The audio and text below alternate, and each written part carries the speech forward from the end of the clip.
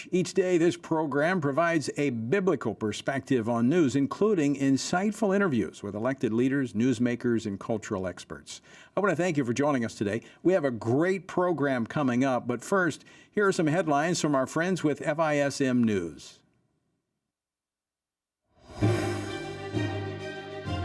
For FISM News, I'm Samuel Case with your Washington Watch News Update. Today is Thursday, December 14th, and let's get to those headlines. Well, House Republicans voted yesterday to formalize an impeachment inquiry into President Biden, passing purely along party lines. House Oversight Chair James Comer says a formal inquiry will help speed up the investigation into alleged corruption during Biden's time as vice president. We have a lot more standing in court when we go to court to get people to comply with our subpoenas. We also have a lot of information requested from various administrative agencies and offices. They have obstructed our investigation. They have not complied with our request, and this gives us a greater standing in court. So we expect to get information quicker. We expect to depose people quicker now. So this was a very positive step forward in our investigation. Judiciary Chair Jim Jordan says Republicans are especially interested in speaking with DOJ tax lawyers Mark Daley and Jack Morgan. These two individuals initially said there should be felony tax charges for 2014, 2015 in the Hunter Biden investigation. And that's important because those are the years when the bulk of the income from Burisma came to Hunter Biden. They initially said there should be felony tax charges for those years. Then they changed their position. 8 months later, they changed their position. We want to know why. Jordan goes on to say that he thinks Morgan and Daley participated in a cover-up to protect Joe Biden. My theory is it's one thing to charge Hunter Biden on a gun charge in Delaware. It's another thing to say we're not going to charge, another thing to charge him on Burisma tax years, because that gets you to Joe Biden. That gets you to the White House. Meanwhile, President Biden is dismissing the inquiry as, quote, a baseless political stunt. And still in D.C. here, the House passed the annual defense bill today in a vote of 310 to 118 as lawmakers now prepare to leave for Christmas break. It comes after the $886 billion package also cleared the Senate 87 to 13 just the day before. And it's a vote that is sure to anger hardline Republicans, a major sticking point being a 4-month extension of Section 702 in the Foreign Intelligence Surveillance Act. That's a domestic surveillance program that was set to lapse this month. Literally hundreds of thousands of American citizens have become victims of what I refer to as warrantless backdoor searches. In 2021 alone, the FBI conducted 3.4 million warrantless searches of Americans' communications. We cannot trust them. You cannot trust the Fox to be in charge of the hen house. We need controls, and Congress needs to do their job. Now, that bill also includes funds for abortion and transgender care in the military, items that were originally slashed by the House earlier this year. The House Freedom Caucus is now promising to retaliate, saying that it's prepared to, quote, use all available leverage to change the status quo. And finally, a quick update in the economy here. The Dow Jones broke records yesterday, jumping over 500 points to close above 37,000 for the first time ever. That comes in reaction to the Fed's announcement that it would not be raising interest rates for the rest of the year and might even cut them in 2024. The committee decided at today's meeting to maintain the target range for the federal funds rate at 5.25% to 5.5% and to continue the process of significantly reducing our securities holdings. While we believe that our policy rate is likely at or near its peak for this tightening cycle, the economy has surprised forecasters in many ways since the pandemic, and ongoing progress toward our 2% inflation objective is not assured. And with that, those are today's headlines from FISM News. Once again, I'm Samuel Case, and as always, you can watch our full show tonight, 5 p.m. Eastern Time on our website. That's FISMnews.tv, FISMnews.tv. Now stay tuned for Washington Watch with Tony Perkins, and I'll see you again tomorrow with more news.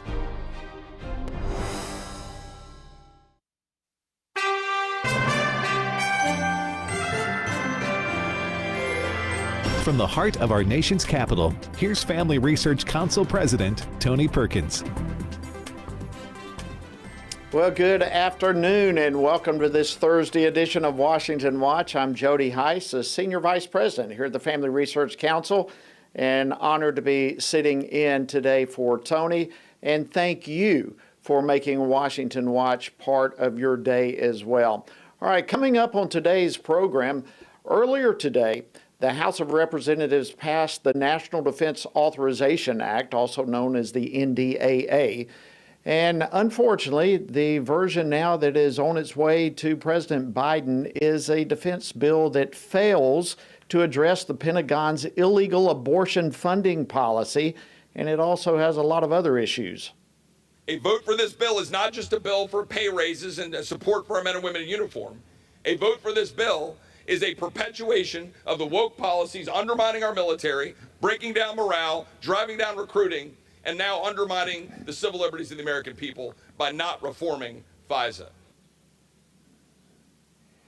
That was Congressman Chip Roy of Texas during the debate on the House floor earlier today. Was the battle over the NDAA at the end of the day a precursor of what we can expect in January when Congress returns to hammer out the budget? Well, Congressman Andy Harris, who serves on the House Appropriations Committee, will be joining me momentarily to discuss that. And speaking of battles and negotiations, Republicans continue with their stance that any additional spending for Ukraine must come with legislation to secure our southern border. The Senate cannot claim to address major national security challenges without a solution to the one we're facing on the southern border. We can't pretend to be serious about threats facing America and our allies without fixing the broken system that lets 10,000 illegal aliens cross our border in a single day.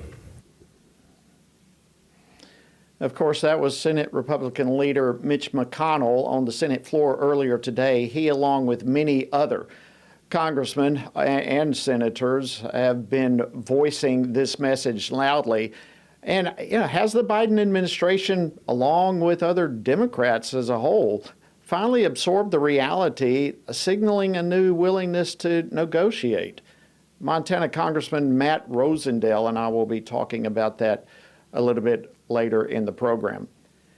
And as expected, the House voted yesterday to formalize the impeachment inquiry for President Biden, launching the next step in this investigative process. We have a simple question that I think an overwhelming majority of Americans have.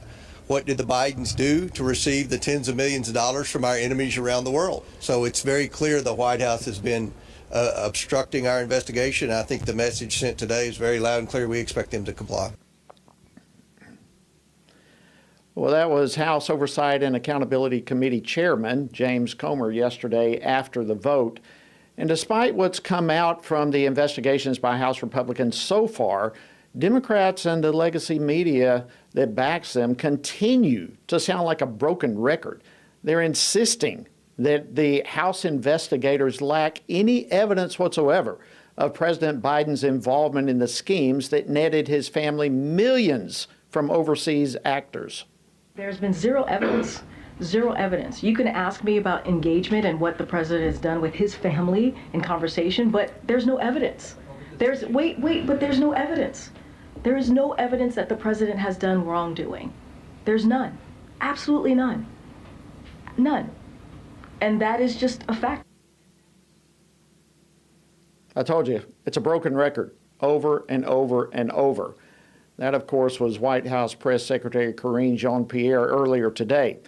Congressman Scott Perry and I will talk about that evidence and where this investigation is headed a little bit later in the program. And the Supreme Court announced yesterday that they will make a decision regarding restrictions of chemical abortion pills this term. This is the first time a major abortion case has reached their docket since Roe v. Wade was overturned last year. Eric Baptist, Director of Litigation for the Alliance Defending Freedom, will be joining me in a little while to discuss the bad science that led to the FDA approving these dangerous pills and what the Supreme Court might say about it all. So we have a packed program lined up for you today. The website, of course, is tonyperkins.com in case you miss any portion of today's program, or if you'd like to go check out some past shows, it's all there for you, as well as a lot of great resources. So be sure to visit that website, tonyperkins.com. All right, let's jump into today's program in greater detail. Earlier today, the House passed a watered-down version of the National Defense Authorization Act. Sending this version, which, by the way, it does not stop the Pentagon's illegal abortion travel policy. But nonetheless, this thing is going to President Biden's desk for signature. There were 73 Republicans voted against this measure. And this is one of those bills that is looked upon as a must-pass bill. But there are a lot of problems in this. There are not only the travel abortion policy, but there were also taxpayer funding of transgender surgeries and the horrible extension of the FISA Authorization Act, which includes warrantless spying on American citizens. But the fact that 73 Republicans voted against this, I think, highlights the many numerous flaws that are in this bill. So does this offer some sort of preview of the appropriations battles that will be forthcoming in January? Well, joining me now to discuss where we're going from here is Congressman Andy Harris, and he does himself serve on the House Appropriations Committee. He represents the 1st Congressional District of Maryland. Dr. Harris, welcome back to Washington Watch. Always great to see you. Great to be with you, Jody. Well, listen, I've got to just tell you, it's extremely disappointing that this version of the NDAA passed. You guys passed an incredible version back in June. And I just want to start by personally saying thank you for your stand and for your vote against this. Just give me your general thoughts. Well, look, we have a woke military. That's the bottom line. And I guarantee our enemies are not paying for transgender surgery and transgender medical therapy in their military. I can guarantee you that, Jody, because they're actually very serious about defending their countries and, in the case of Russia and China, actually being offensive powers. We just can't trust the woke military. Look, we tried to get the transgender surgery out of the bill. They even didn't ban drag queen shows on bases in the bill. That they claim the military has a new policy against it, but until you make it law, as you know, the military can change their mind any day. Absolutely. And I want to get to that because you mentioned all these things that were not taken out of this version of the NDAA, and all this is setting up a huge budget battle coming up in January, and I want to get to that because you're on appropriations. But before we get to that, let me add another issue and get your opinion on the FISA issues and all the opposition that we have with FISA. Where is that battle going from here?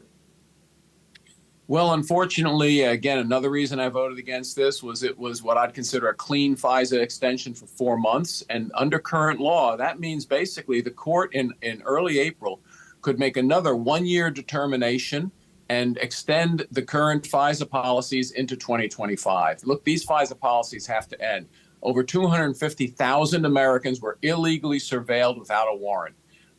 And look, we don't even know who they are, but the FBI has admitted that they have improperly surveilled 250,000 Americans. We have to change the rules about this. And again, we want to do it keeping ourselves safe from foreign terrorists. That's a different story from warrantless surveillance of Americans. Again, it was just not the right way to do this. We should have passed a reform bill. We should have debated a reform bill and done it that way.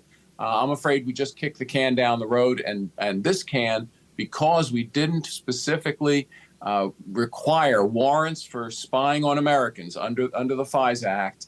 I'm afraid we didn't do the job we should have done. Well, I saw an article where you were quoted heavily earlier today talking about this very issue. I think most people who are following this believe that this battle is going to come back up in January, and if need be, you can correct it then. But what you pointed out is that this actually enables an entire another year of warrantless searches on American citizens, and that's chilling. This is something that absolutely, is there anything that can be done to stop this from lasting another year? Well, look, Jody, I don't think so at this point, because once you pass this extension and again, kick the can 4 months down the road, what's the incentive to do any reforms? It's unclear that a majority of Congress wants reforms, but look, our plate's full. We not only have to do this year's appropriations bills in the spring, we have to start next year's appropriations bill. So our plate is full. I'm afraid that they're just going to kick this can further down the road past the next election. And unfortunately, an FBI that we can't trust not to spy on Americans will still have the authority to do it. Wow. Absolutely chilling. Congressman Andy Harris from Maryland. Let me transition, if we can, because you are on the Appropriations Committee and so many battles. What this whole NDAA, all this is happening right now is just setting up an enormous battle come January. What do you think we can expect as that battle comes into reality here in just a few weeks?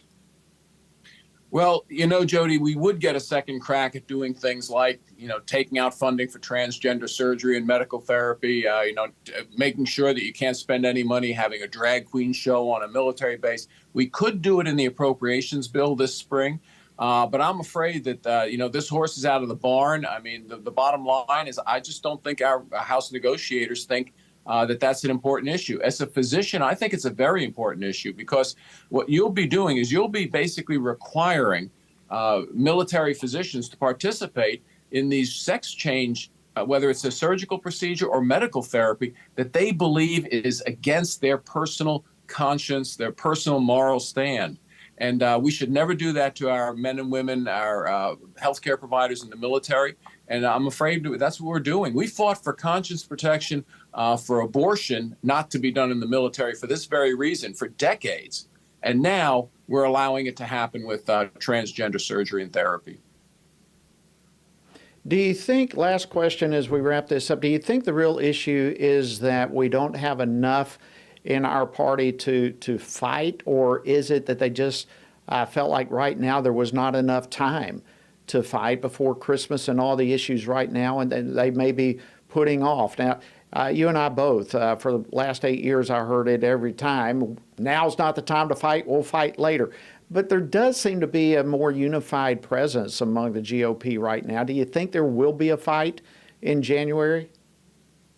Look, Jody, I just don't think we have a critical mass of people who are not only willing to vote correctly on the issue, but to draw a line in the sand on the issue. That's what we had to do. There was no reason that we had to pass the National Defense Authorization Act, the NDAA, before the holidays. There really isn't. In past years, we've taken until January and February to do it.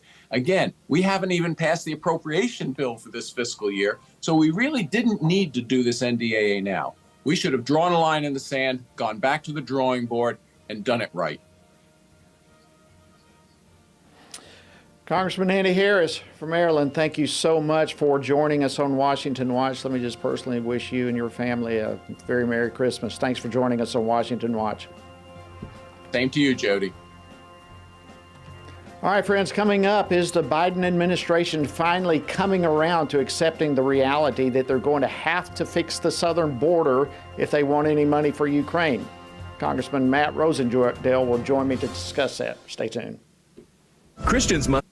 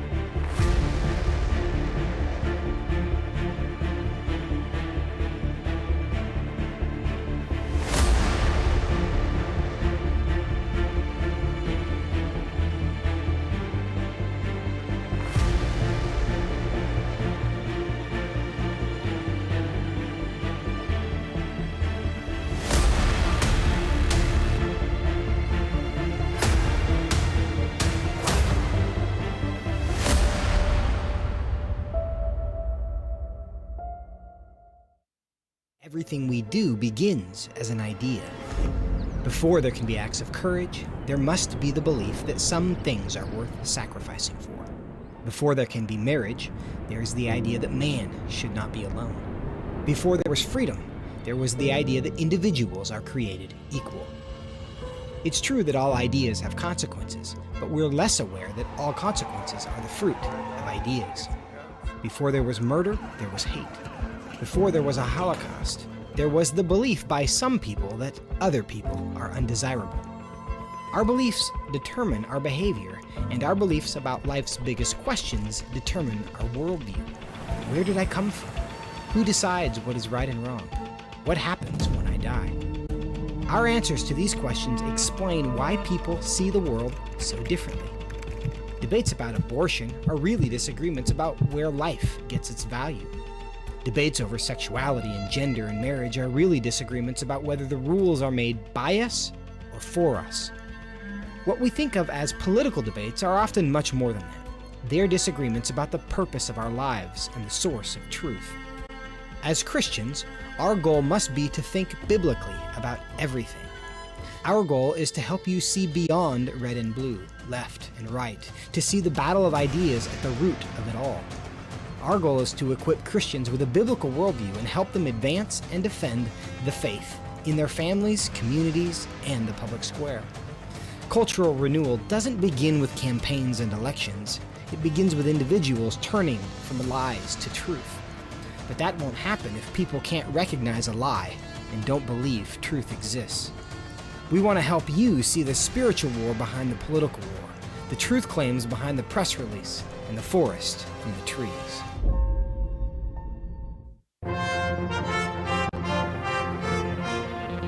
Welcome back to Washington Watch. I'm your host, Jody Heist, sitting in this evening for Tony. Thank you for joining us.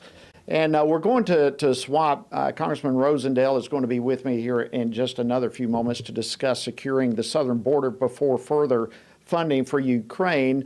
And now we're going to have Congressman Scott Perry from Pennsylvania join me to talk about the impeachment inquiry of President Biden. As you well know, last night that vote took place to move towards an impeachment inquiry, and this comes as multiple House committees are continuing their investigation into the Biden family, collecting literally millions of dollars from foreign businesses and how this may have compromised the president. Well, last night's vote, keep clear, was not for impeachment, but to formalize the impeachment inquiry. What this does is open the investigative doors that previously had been stonewalled by the White House and the Biden Department of Justice. So what comes next in all of this? Joining me now to discuss this is Congressman Scott Perry. As I mentioned, he serves on the House Oversight and Accountability Committee, which is leading the charge on all of this. He also serves on the House Foreign Affairs Committee, as well as the House Transportation and Infrastructure Committee. He's from the 10th Congressional District of Pennsylvania. Congressman Perry, welcome back to Washington Watch. Great to have you.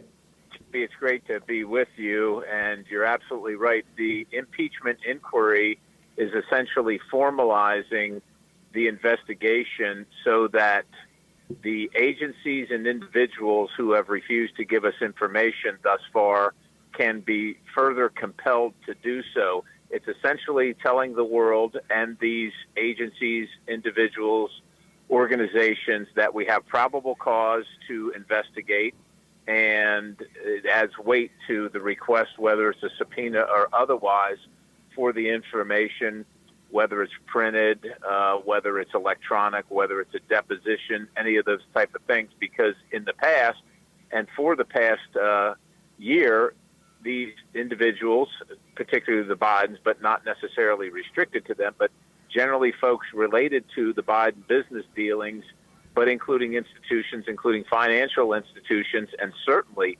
including institutions related to the government. So I'm talking specifically about the Department of Justice, the FBI, the IRS, and likely as well the CIA have been disinterested and unwilling to provide information to the Oversight Committee or the Judiciary Committee so that we can get to the bottom of this, find the facts, make an assessment, and move on one way or the other. And the American people deserve to know, and we certainly shouldn't have these agencies running interference for the president and his family. Yeah, and so this impeachment inquiry gives power to move forward on this. It seems like the legacy media is just copying and pasting their message that Republicans have no evidence. What evidence is there? Well, yeah, they say there's no evidence, and they just, like you said, they just keep repeating it. If it weren't for all the evidence that they just disregard, the 20 shell companies. Understand, a shell company is a company that exists for no reason other than to move money through it. Why would the Bidens have these 20 shell companies? The 170 plus suspicious activity reports, not to mention that you said millions of dollars, but it's literally in the tens of millions of dollars that have come from foreign entities, foreign individuals, some linked to enemies of the United States of America, particularly the Communist Party of China, into the Biden orbit, and then where you have literally checks going directly to Joe Biden. And let's remember, and I know you know this, Jody, but maybe your audience doesn't. I mean, we've caught the president himself in multiple lies, as he has said on the debate stage against President Trump, that he had no involvement whatsoever. And of course, the story has changed on multiple occasions, including yesterday, when his son said that he had no financial involvement. Now, I'm not sure exactly what that means, but I can tell you this. They're saying it's not evidence when the president receives a $200,000 check or a $40,000 check and it says loan on it. But I guess they wouldn't consider it evidence unless instead of saying loan on the memo of the check, it said bribe from the Communist Party of China or bribe from somebody in Ukraine or one of the other countries, Romania, one of the other numerous countries that this operation was occurring in. So there is a lot of evidence. And I will tell you this, Jody, we served together, and you know what a congressional salary, look, we're not going to complain about it. I'm certainly not, and I know you wouldn't either. But it's the same salary that the president made for years and years and years, yet he lives in multi-million-dollar locations in his home state, and there's really no way to explain how you afford that kind of lifestyle on a congressional salary. Certainly you didn't live that way, and I know I don't live that way. Now, maybe he got gifts and so on and so forth, but those gifts, as you know, Jody, would be taxable to anybody else. And so, maybe there's who knows where it could end. But and of course, his son just got, I think, 9 indictments on the West Coast for tax evasion, and so we just need to know. The American people need to know whether their president was involved in this, at what level, and as long as they're going to not be forthcoming with that information, the longer it's going to take. So our time is wrapping up. What can we expect next in this ongoing investigation? Where is this going from here? I think what you can expect, unfortunately, to compound Hunter Biden's legal problems is now he's going to be held in contempt of Congress. I'm sure we're going to issue that through a vote. Now, whether the Attorney General does anything about that, remember that Steve Bannon and Peter Navarro were arrested under those conditions. Now, that wasn't even for a duly constituted committee. This is a real committee in Congress that's going to issue this contempt citation. But other than that, we're going to, hopefully, the other folks that we have subpoenaed, President Biden's brother and other business associates, Eric Schwerin, will be subpoenaed. We'll be bringing them in to get their testimony, to see if we can put the pieces together to this vast puzzle of finance and money hiding and moving around that we have seen. And that's exactly what we want to talk to Hunter about. We want to talk to him to see what the relationship with his father and the business partners that his father said he never spoke to, yet we have absolute evidence that he called in, that he visited them at restaurants. Congressman, we're going to have to wrap it up there. Yep. All right, Jody, thank you so much. Scott Perry, thank you so much. Merry Christmas to you. God bless you. It's an honor to serve with you. Thank you for your service as chairman of the Freedom Caucus, and God bless your standing in the gap.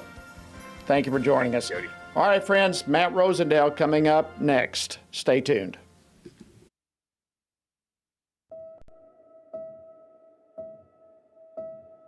All of us are born with the desire to find truth and meaning. Where did I come from? What happens when I die? While our answers to these questions may divide us, we are united in our need for the freedom to answer life's biggest questions and make life's biggest decisions for ourselves. That's why religious freedom matters for everyone. Religious freedom matters because the powerful have long wanted to control those who are less powerful. Religious freedom matters because the freedom of those who are different is often threatened by those who believe different is dangerous. Leah Sheribu, a Christian teenager in Nigeria, remains a captive of Boko Haram for her refusal to renounce her Christian faith. Chinese pastor Wang Yi is serving a 9-year sentence for speaking publicly against the Chinese government. In Pakistan, Asif Pervez is on death row for allegedly sending a blasphemous text message. All of this because people in power decided different is dangerous.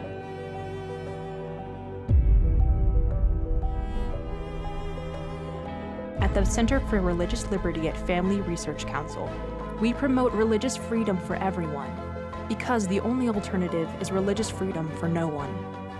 We encourage Americans and the American government to engage and advocate for the persecuted, and they do.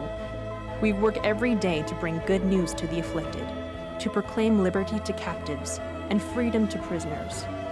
We do it because that's what Jesus does. We work to give freedom to others because we ourselves have been set free.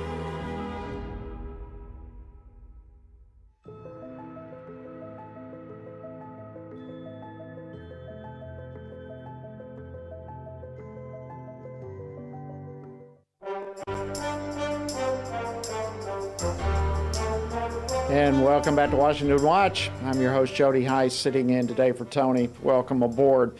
All right, reports indicate that Democrats may finally have heard the message that Republicans in both chambers of Congress will not approve any more spending for Ukraine until first passing legislation to secure our southern border.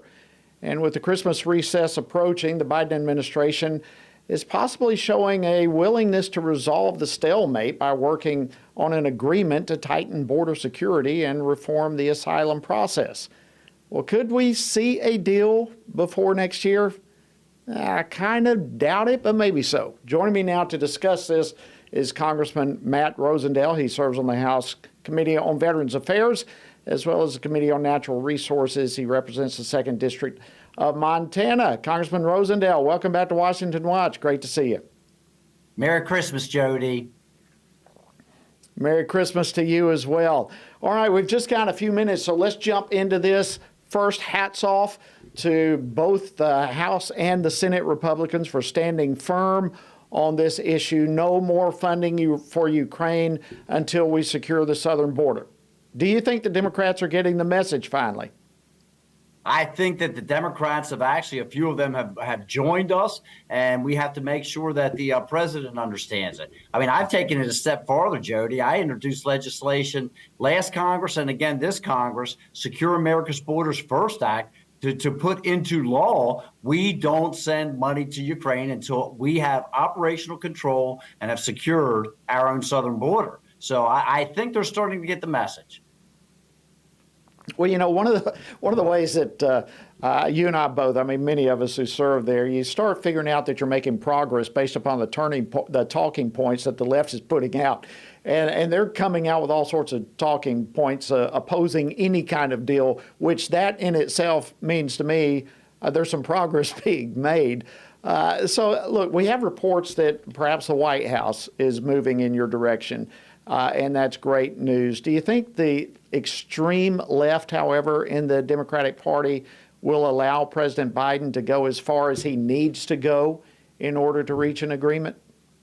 No, I do not. And this is what everyone has to be very cognizant of and very careful of, because we know that President Biden will make a lot of promises and try to direct money to the southern border. But there's a very, very big difference between making promises, sending money to the southern border that would merely be used for housing and social support, social network for illegals, thereby exasperating the situation, encouraging more people to come, and think that that is going to be the tool that they're going to use to coerce the conservatives to send more money to Ukraine. There's going to have to be a secure southern border before we will sign off for any funding, even consider any funding going to Ukraine. And before that happens, we also have to see the mission, the goals that they plan to achieve in Ukraine, and have a good accounting of what those dollars are going to be used for, none of which has been done to this date. Yeah, great point. I mean, there are multiple sides to this whole argument. There is the lack of a mission, as you just brought up. There's the lack of our own border being secure, and what business do we have securing other borders of other countries when we refuse to secure our own border? But let me ask you this. There is also the argument on this whole thing that enough is enough. How much money? What, $113 billion that we've already given Ukraine? At what point is enough for our giving money to Ukraine? I'm sure there probably is some discussion about this among some of your colleagues. There is, and again, I won't even begin to have the conversation until our southern border is secure, until we have operational control over it, until the border wall system has been completed, and the fiber optics in the ground, and the camera systems and the roads that parallel that wall are put into place, and we start implementing the Remain in Mexico policy and absolutely enforce the true purpose for the asylum status that a lot of people are claiming. I won't even begin to have the conversation. And then the American people have to ask themselves, do you want to borrow more money from China and obligate us for that debt and then give it to Ukraine? That's a serious conversation that people have to have. So I'm just saying I won't even begin to have the conversation until our southern border is secured.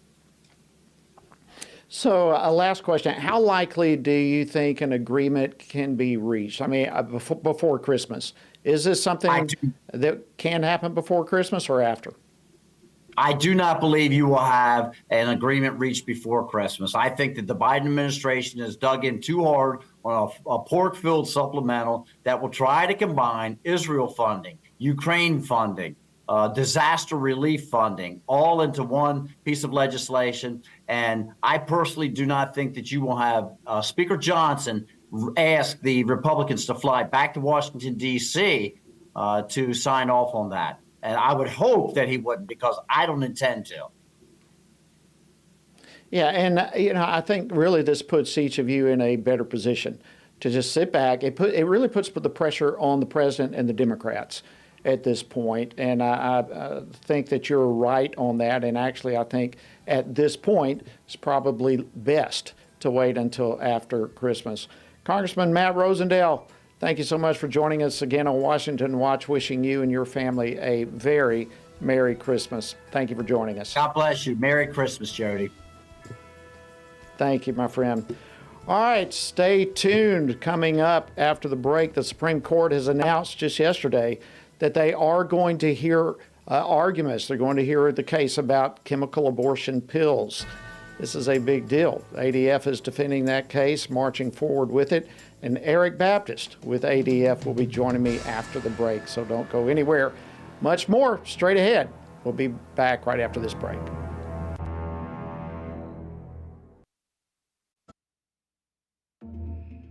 The world is hurting. Streets are filled with crime. Families are broken. Sin is celebrated, and God is mocked. Everywhere we look, the wages of our sin are on full display. As Christians, we know that surrender to God's will is the solution to our biggest problems, but not everyone agrees.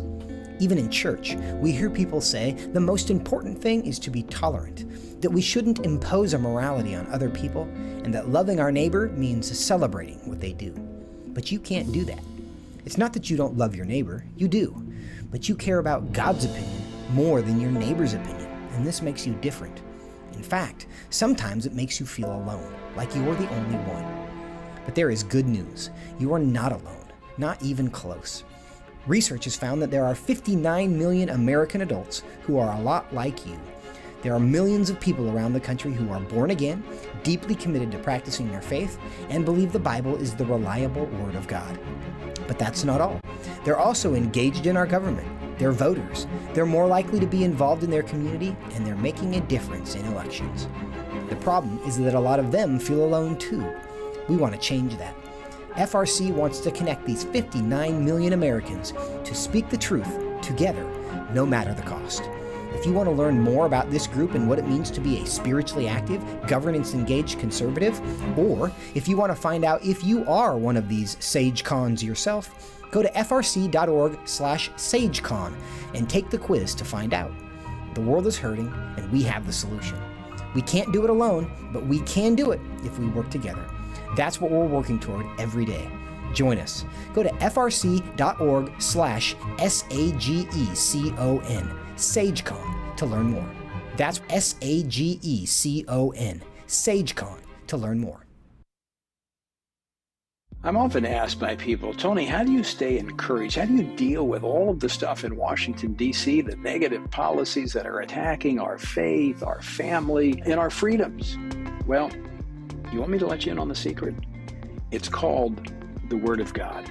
And that is why the Family Research Council embarked on Stand on the Word, a 2-year journey through the Bible. It's a chronological Bible reading plan with just 10 to 15 minutes a day. In 2 years, you will have covered the entire Bible. And to go along with this, Monday through Friday, I do a morning devotional that goes along with the reading of the day. It's all designed to encourage you on this journey because the Word of God, as the psalmist said, in my affliction, here's my comfort. Your Word gives me life. That is our source of strength. To find out more, go to tonyperkins.com or frc.org/Bible. And I invite you to join me every morning for our Stand on the Word Bible devotion.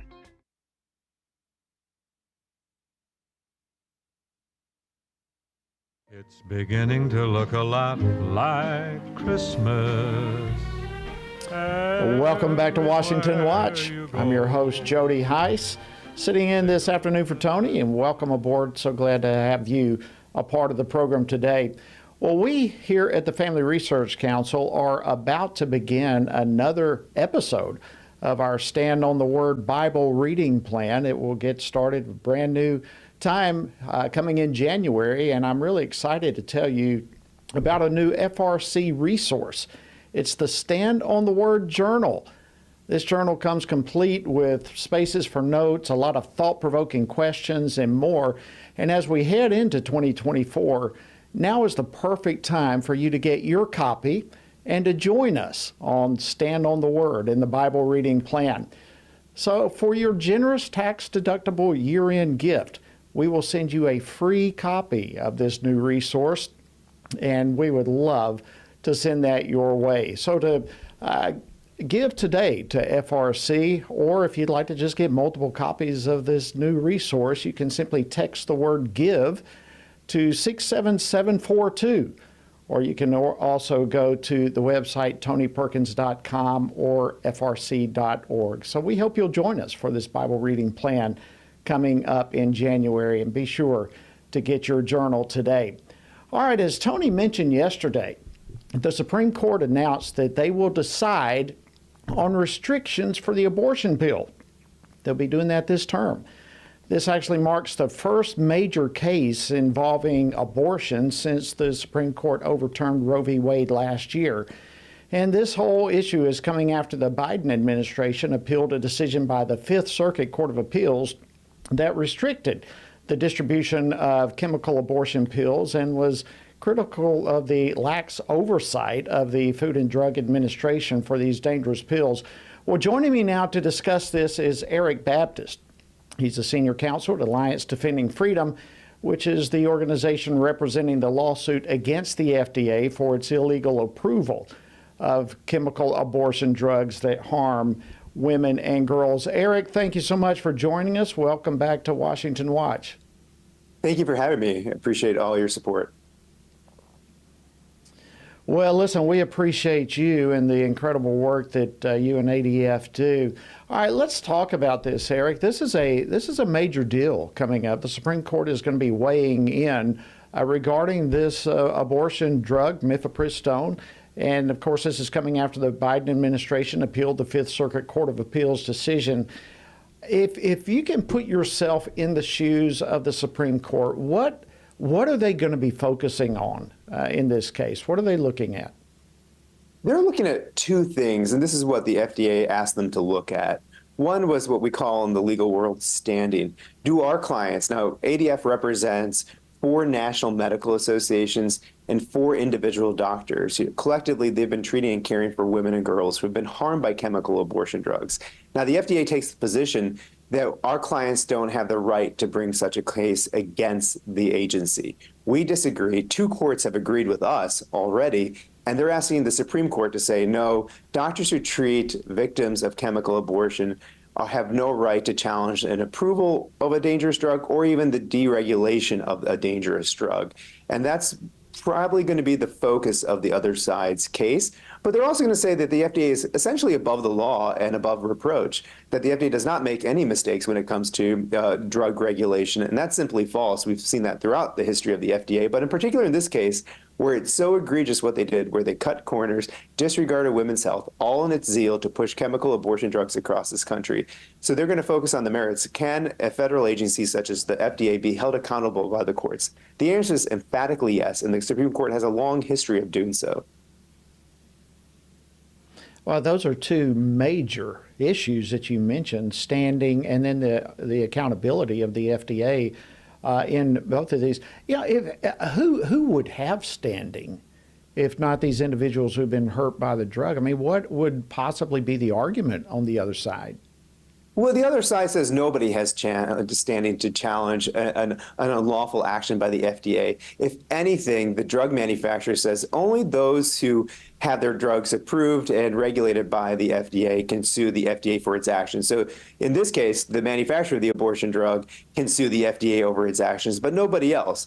But they're the ones who simply profit from the FDA's approval and deregulation, so they have no motivation to challenge the FDA. That simply cannot be the case, and it is not the case, as 2 courts have already agreed with us, that because the FDA already devised a scheme where they recognize upwards of 5% of women will have to present themselves to emergency rooms and seek emergency services, that emergency room doctors are actually part of the plan when it comes to chemical abortion and this regimen that the FDA approved. So our clients are especially entitled to bring a case, say, hey, you're bringing us into the fold of this regulation and this drug approval, so we have every right to challenge it.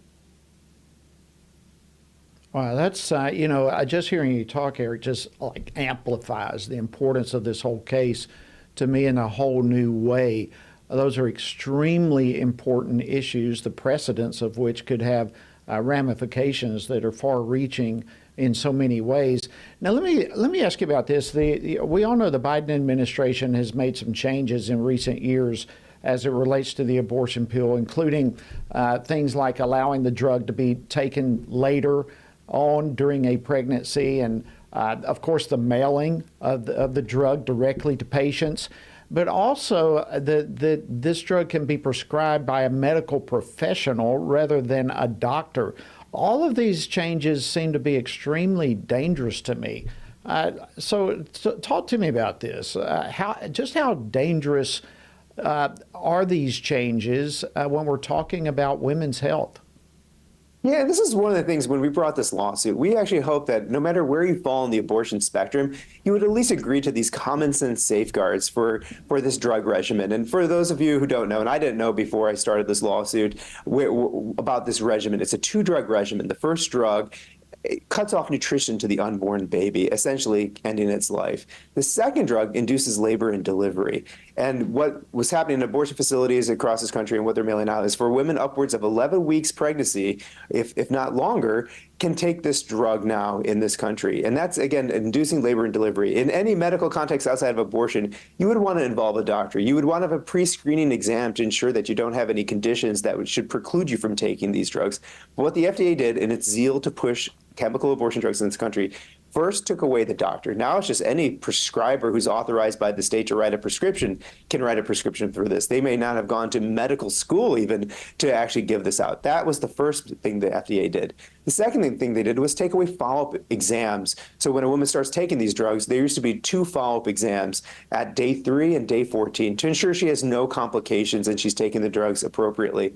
The FDA removed that and absolved the abortionists. Essentially, the abortionists now can push these drugs out to the women, then push them out the door, and then who's going to have to clean up the mess and care for these women when they're harmed? It's our clients, the emergency room doctors across this country. And finally, what the Biden administration did most recently was authorize mail-order abortion. Now they say you don't even have to meet with a prescriber or a doctor or any other medical professional before taking these drugs. Again, they induce labor and delivery. You would want to know if a woman has a life-threatening ectopic pregnancy, if her gestational age of her baby is a lot farther along than she estimated, because that affects directly the health of the mother. The FDA disregarded that as well and wants to push these in all 50 states. That's inherently dangerous. And if anybody wants to promote women's health, they should want these safeguards coming back. And that's what the district court did. It's what the Fifth Circuit Court of Appeals has done. But that's what the FDA is disputing in front of the Supreme Court today. They don't want women to have these pre-screening exams and these follow-up care visits.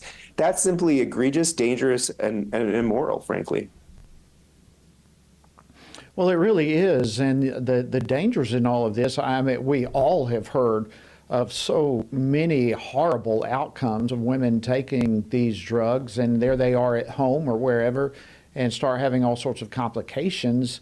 And many times it can be too late if those complications are serious enough at home, and particularly if you're not under a doctor's care.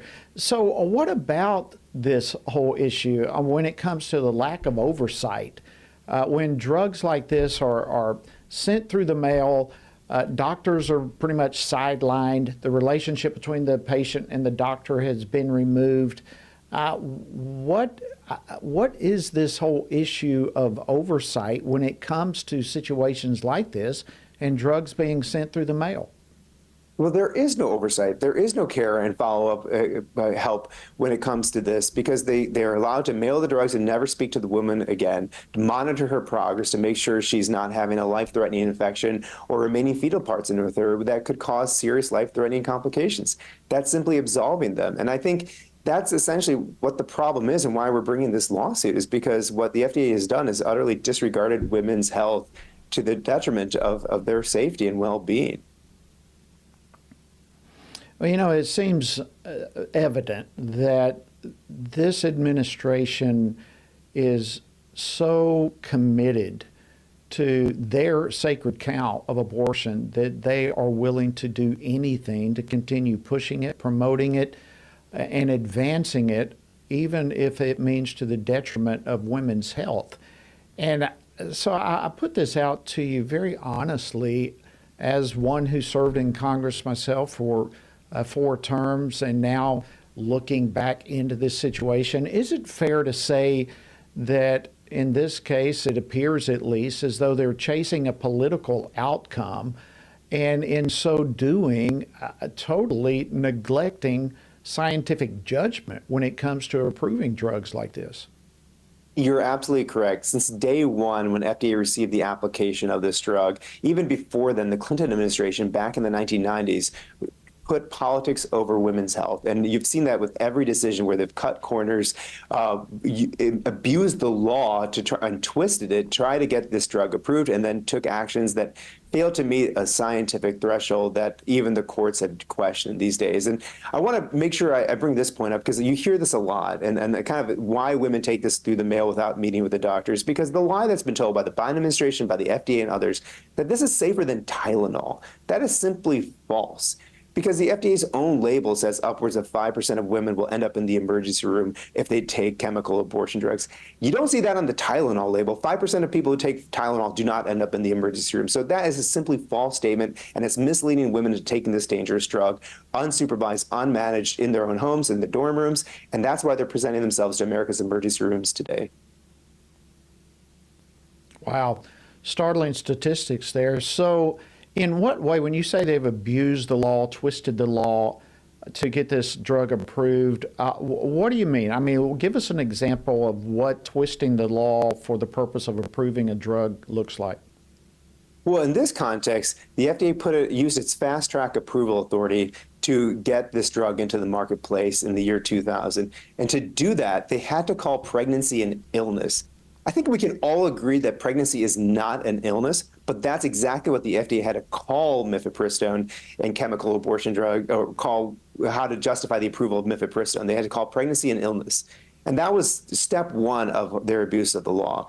They followed that up with not having science to back it up. So another thing they've done over the years is study one thing, a regimen that's never been approved, and then approve a different regimen. So they've never studied in the 23-year history of this drug the actual approved regimen. They have studies with safety protocols such as ultrasounds. They're nowhere found on the label. So they have completely, utterly disregarded science and failed to explain themselves, which is, again, what Congress authorized them to do. When they authorized the FDA to be the nation's drug keeper, Congress gave specific instructions to the FDA of how to approve and deregulate drugs in the future.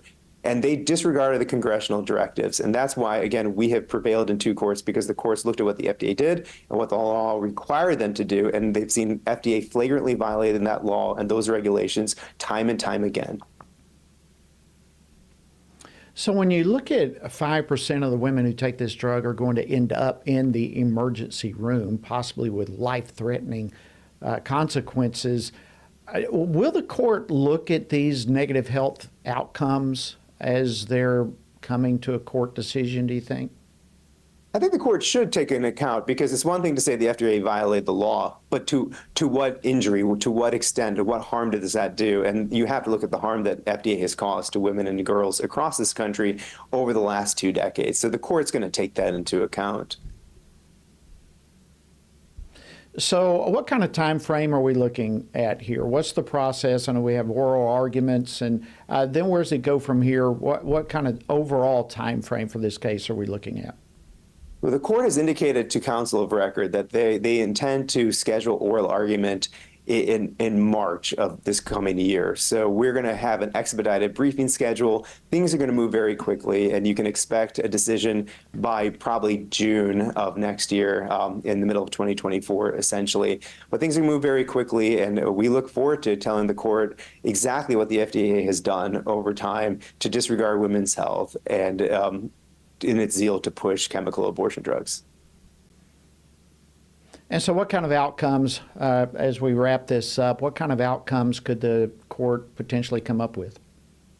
Well, we hope that the court agrees with the prior 2 court decisions here in our case and restore those common sense safeguards of having a screening exam to ensure a woman has no conditions that should prevent her from taking these drugs, to have those follow-up visits again, to make sure she's cared for throughout the process, because this is not just a one-day process, and not even just a 2-week process. The FDA says it can be upwards of 30 days. You can be experiencing pain and complications at least from these drugs. So it's something that they need, that women in this country deserve, and FDA has not given women what they deserve. Well, Eric Baptist, Senior Counsel with Alliance Defending Freedom, I want to thank you so much for coming on the program today and keeping us up to speed on this, an extremely important case. We will be keeping a pulse on it, and I imagine we'll be talking to you further as this goes along. Thank you for joining us on Washington Watch. Merry Christmas to you. Merry Christmas to you as well. Take care. All righty. Okay, friends, that wraps up this edition of Washington Watch. We want to thank you so much for joining us today, and we look forward to being back with you tomorrow. So keep the torch ablaze. God bless you. Have a good evening. We'll see you tomorrow right here on Washington Watch. Washington Watch with Tony Perkins is brought to you by Family Research Council and is entirely listener-supported. Portions of the show discussing candidates are brought to you by Family Research Council Action. For more information on anything you've heard today, or to find out how you can partner with us in our ongoing efforts to promote faith, family, and freedom, visit TonyPerkins.com. Also, to leave a comment about Washington Watch, call our watch line at 1-866-372-7234. That's 1-866-372